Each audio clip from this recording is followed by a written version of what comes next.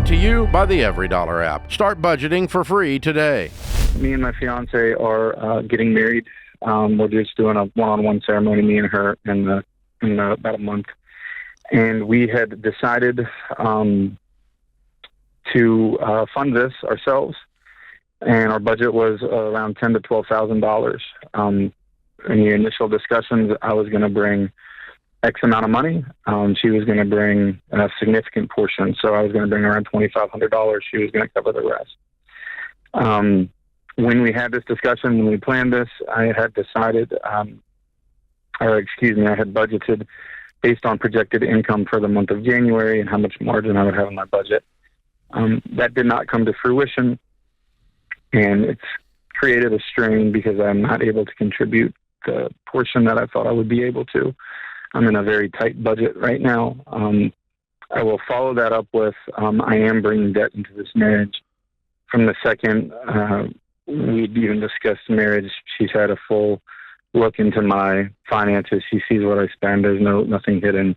And we have agreed that when we combine our finances, when we get married, that we're going to do the marriage. We plan to bring the debt, to attack the debt that I'm bringing into the marriage. Sure. So a couple things. There is a lot of shame and guilt on my end too. Sure. And on her end, I think there might be some, not necessarily resentment building, but I don't want that to happen. And yesterday there was kind of some expression of that. And well, let me ask you a quick question.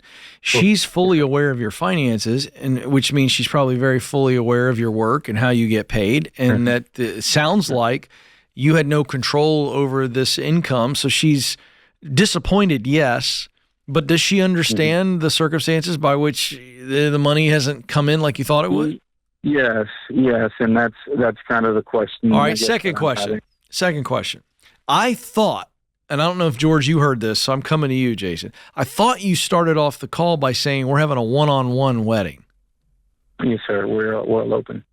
So why is it $12,000? Yeah, I don't understand.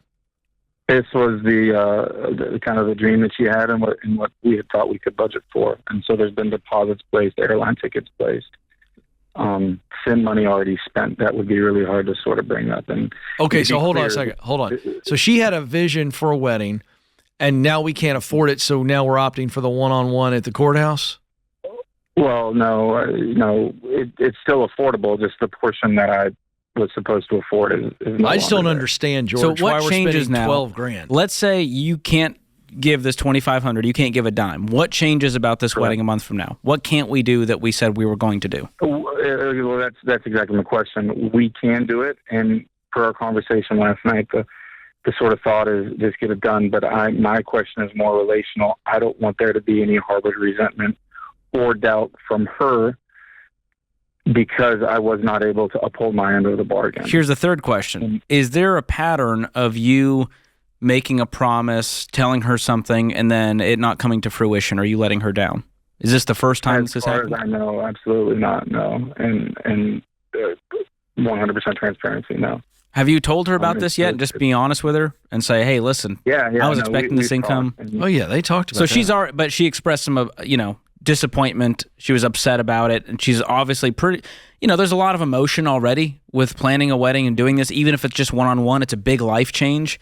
And I think this just probably triggered something inside of her going, this man, is he going to be able to provide? Is he going to be able to be the partner and leader that I need him to be? So it's probably causing some bigger questions in her mind. And I think that's worth a second conversation with her. Okay.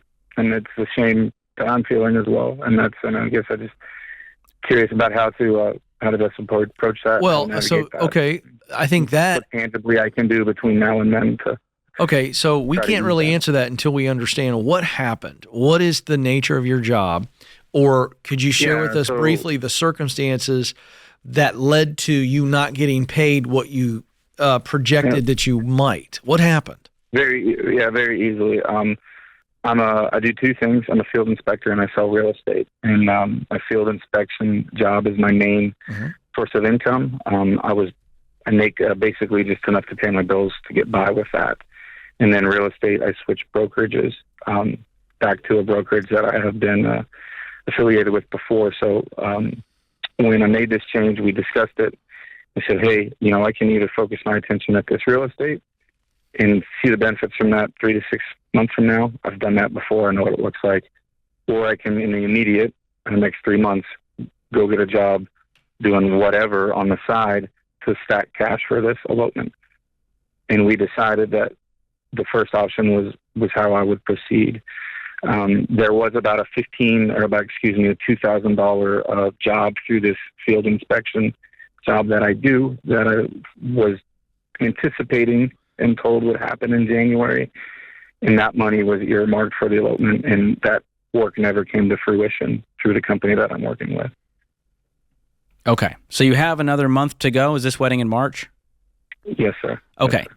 So you can go do a side gig, one of these, kind of a Instacart, Uber Eats, whatever it is. You can go sign up for one of those and go make $500 a week until the wedding.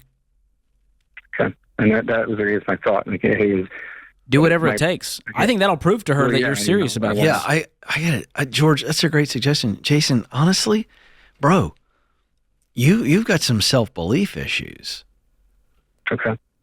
So that's going to need to be dealt with, number one. But the best way to kind of deal with this, you're down in the dumps. Dude, you sound like what maybe a balloon that's lost all its air would sound like if it were talking. That's what you sound like. And I'm not making fun of you. I'm saying that's what it sounds like. You sound so deflated.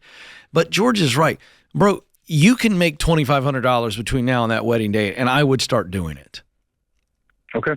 Now, sell something. If you can't sell something and come up with $300, go sell it for somebody else. Go to all your friends. I mean, I'm telling you, bro, like this is your chance to feel good about yourself. I understand why you're deflated. But man, This is an opportunity for you to go, wait a second. I can earn $2,500 between now and wedding day, and I'm going to absolutely die trying. And I'm going to do it, and I'm going to find all the ways to do it, and that's all I'm doing. I'm waking up going, I've got you need a poster board in your bedroom on your mirror looking at some type of a thermometer that people do, like $2,500 or bust. If there's 35 days for the wedding, say I'm going to make $100 every day, no matter what, come hell or high water. Yeah. So, I mean, let's go. And then here's the deal. And then enter into this marriage all in with your wife to be on the baby steps. How can let's give them a wedding gift, George. What should we do? Ooh, I love it. I think Financial Peace University for the two of you would be great, along with Breaking Free from Broke for you specifically, Jason. Read the Margin is Breathing Room chapter. I've got 10 ways to make more, 10 ways to spend less. If you do both of those things, you're going to find that margin to save up. And I want you to have that next conversation, not with a mopey attitude, but with optimism, with an excitement, with an enthusiasm that she goes, oh my gosh, this is a new Jason. That's right. And tell her, I'm going to come up with the $2,500, babe. Don't worry about it. I may not see much of you, but it's going to be a great wedding. Create your free every dollar budget today, the simplest way to budget for your life.